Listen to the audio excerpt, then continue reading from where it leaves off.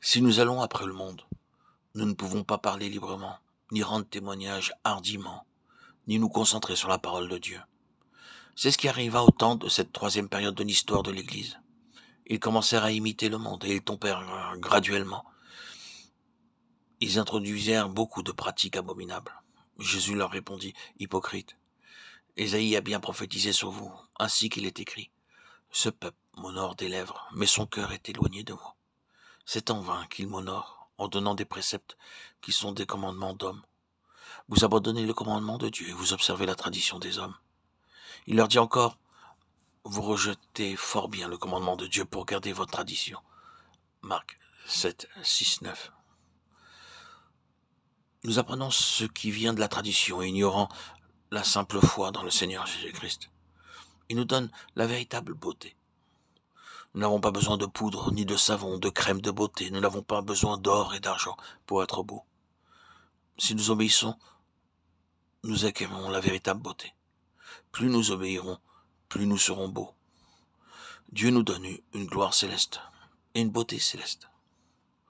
Je me réjouirai en l'Éternel, mon âme sera ravie d'allégresse en mon Dieu, car il m'a revêtu des vêtements du salut. Il m'a couvert du manteau de la délivrance, comme le fiancé s'orne d'un diadème, comme la fiancée se pare de ses joyaux. Ésaïe 61, 10. Il est ma beauté.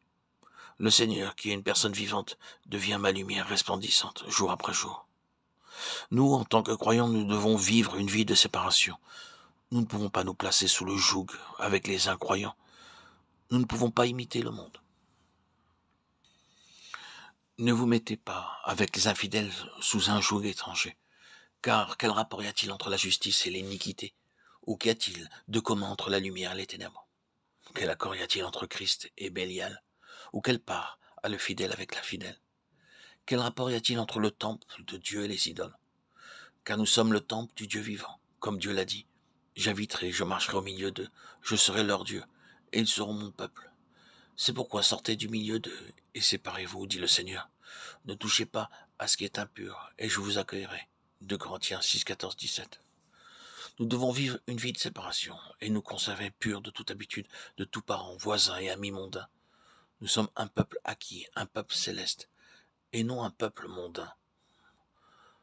Lorsque les gens vous rendent visite, ils doivent savoir que c'est une maison de Dieu, et non une maison mondaine. Regardant autour d'eux, ils devraient recevoir cette première impression, à savoir si Dieu habite ici ou non. Malgré cela, ces hommes aussi, entraînés par leur rêverie, souillent pareillement leur chair, méprisent l'autorité et injurient les gloires. Ce sont des taches dans vos agapes, faisant impudemment bonne chair, se repaissant eux-mêmes. Ce sont des nuées sans eau, poussées par les vents, des arbres d'automne sans fruits, 2 fois morts, déracinés. Pour vous, bien-aimés, vous édifiant vous-même sur votre vie votre très sainte foi et priant par le Saint-Esprit, sauvez-en d'autres en les arrachant du feu, et pour d'autres encore, ayez une pitié mêlée de crainte, haïssant jusqu'à la tunique, souillée par la chair. Jude 8, 12, 20, 23.